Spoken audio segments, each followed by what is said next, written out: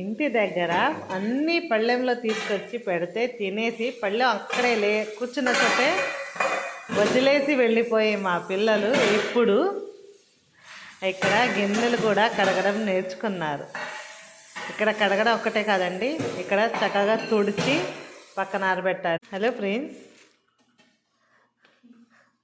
How you are feeling?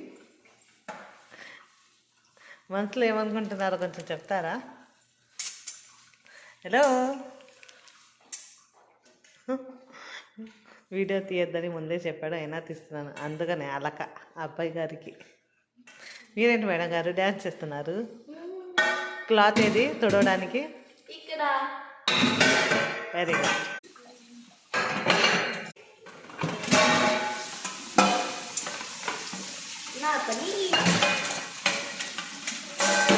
సరిగ్గా తుడు, తడి ఉంది ఇంకా.